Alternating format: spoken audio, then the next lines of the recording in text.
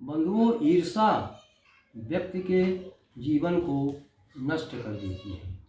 हम एक दूसरे से ईर्ष्या रखते हैं। यदि हमारा पड़ोसी हमसे अच्छा हो गया, उसकी उन्नति हो गई, तो हम उसके ऊपर जलने लगते हैं। हम उसका भला नहीं सोचते हैं। इसी के संबंध में एक स्टोरी है, कहानी है। मैं आप लोगों को एक किसान से संबंधित कहानी प्रस्तुत कर रहा हूँ। एक किसान था, उसके पास छोटा सा खेत था। इसमें सब्जियां उगाकर वह अपने परिवार का पेट पालता था। उसके पास धन की हमेशा कमी रहती थी। ईर्ष्यालु स्वभाव के कारण उसकी अपने पड़ोसी व रिश्तेदारों से नहीं निभती थी। किसान की उम्र ढलने के कारण उसे खेत पर काम करने में काफ़ी मुश्किल आती थी। खेत जोतने के लिए उसके पास बैल नहीं थे। सिंचाई के लिए वर्षा पर निर्भर रहना पड़ता था। खेत में या आसपास कोई कुआं भी नहीं था जिससे वह अपने खेतों की सिंचाई कर सके। एक दिन वह अपने खेत से थका हारा लौट रहा था। उसे रास्ते में एक बाबा मिला। बाबा बोला, क्या बात है भाई, बहुत दुखी जान पड़ते हो। किसान बोला, क्या बताऊं बाबा, मेरे पास धन की बहुत कमी है।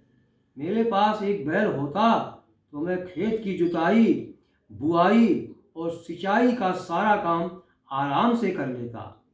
बाबा बोला, अगर तुम्हें एक बैल मिल जाए तो तुम क्या करोगे? किसान बोला, मेरी खेती का सारा काम बहुत आसान हो जाएगा, पर बैल मुझे मिलेगा कहाँ से?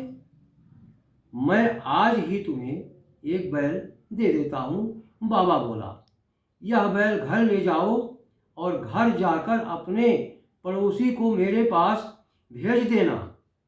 बाबा ने कहा।